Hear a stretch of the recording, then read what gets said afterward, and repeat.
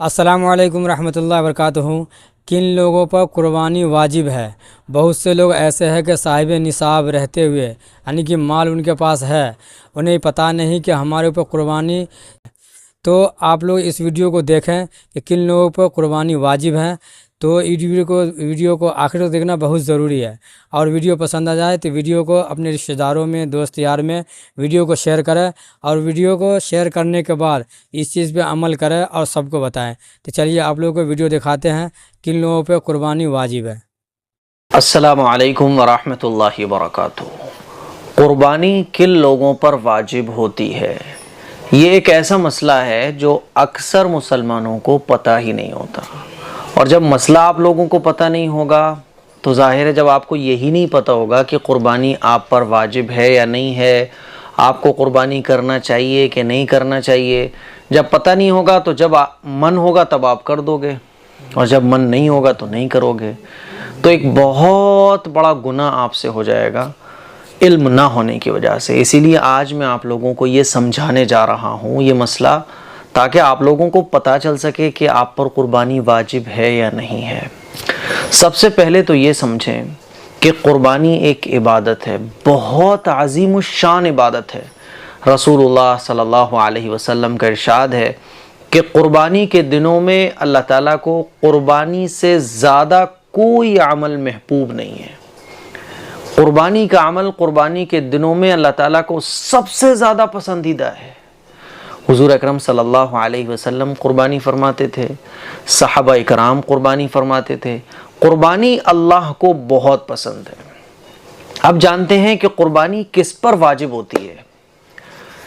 तो याद रखें, कुर्बानी हर उस मुसलमान पर वाजिब होती है जो साहिब निसाब हो कुर्बानी के दिनों में। साहिब निसाब किसको कहा जाता है? कई बार मैं इस चीज़ को बता चुका हूँ, फिर बताने की कोशिश करूँगा, समझाने की कोशिश करूँगा। साहिब निसाब कहा जाता है कि जिसके पास इतना अमाउंट हो जितने रुपए में 52.5 तोला चांदी आती है। कुर्बानी के दिनों में आपके पास इतना अमाउंट आ जाए, या आपके पास इतना अमाउंट हो जितने रुपए में 52.5 तोला चांदी आती है। अब ये अमाउंट चाहे सोने की शक्ल में हो, चांदी की शक्ल में हो, कैश या बैंक बैलेंस की शक्ल में हो, या बिजनेस का जो मटेरियल है उसकी शक्ल में हो, या ज़रूरत से ज़्यादा सामान आपका कोई पड़ा हुआ है, तो ये सारी चीज़ें काउंट की जाएंगी। अब हम में से हर शख्स देखे, आपके पास सोना है, सोना आप काउंट कर लो। आपके पास चांदी है तो आप चांदी काउंट कर लो। आपके पास कैश बैंक बैलेंस है, आप उसको काउंट कर लो। ठीक है, आपका बिजनेस का जो भी सामान है आप उसको प्लस कर लो, जोड़ लो। और जो ज़रूरत से ज़्यादा सामान है, ज़रूरत से ज़्यादा सामान किसको कहेंगे? जैसे एक मकान रहने के लिए होता है, आदमी की ज़रूरत है, एक से ज़्यादा मकान पड़े हुए हैं, 2 मकान है, 3 मकान है, तो एक जो आपके रहने का है, उसके अलावा ऐसे मकान जो बस आपने यूं ही खरीद के रखे हुए हैं, जिनकी आपको कोई ज़रूरत ही नहीं पड़ती, बस यूं ही खरीद के रखे हुए हैं, वो कहलाते हैं ज़रूरत से ज़्यादा। अब वो मकान हो या कोई और ऐसा सामान आपके घर में पड़ा हुआ है जो बस आपने यूं ही, मान लीजिए आपने आईफोन ले लिया, आईफोन 13 चल रहा है ना, 13 प्रो मैक्स ले लिया, शौक में ले लिया, वो पड़ा हुआ है, आप उसका कोई यूज़ नहीं करते, शौक पूरा हो गया, आपने डाल दिया है। तो ऐसा सामान जो ज़रूरत से ज़्यादा है, जिसकी आपको कोई ज़रूरत नहीं है, तो ये 4 चीज़ें देखी जाती हैं और इन 4 चीज़ों को जोड़ा जाता है। नंबर 1 सोना, चांदी और कैश, चाहे वो बैंक में हो चाहे आपके पास हो। और नंबर 4 बिजनेस का मटेरियल, और नंबर 5 ज़रूरत से ज़्यादा सामान।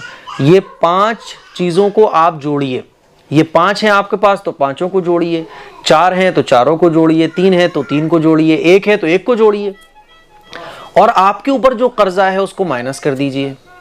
फिर अगर आप साहिब निसाब हैं, यानी इतना अमाउंट आपके पास कुर्बानी के दिनों में बन रहा है जो निसाब को पहुंचता है, यानी इतना अमाउंट आपके पास है जिससे 52.5 तोला चांदी खरीदी जा सकती है, तो फिर आपके ऊपर कुर्बानी वाजिब होगी। ठीक है ना, यानी जो निसाब ज़कात का है वही निसाब कुर्बानी का है। تو قربانی کے دنوں میں جو صاحب نصاب ہوگا اس پر قربانی واجب ہوگی. اب چاہے وہ مرد ہو چاہے وہ عورت ہو. مان لیجئے میاں بیوی ہیں, بیوی بھی مالدار ہے اور میاں بھی مالدار ہیں, ہسبینڈ وائف دونوں مالدار ہیں اور دونوں صاحب نصاب ہیں, یعنی دونوں کے پاس اتنا اماؤنٹ ہے جس سے 52.5 تولہ چاندی یعنی 42-43 ہزار روپے کی شاید 52.5 تولہ چاندی آ رہی ہے.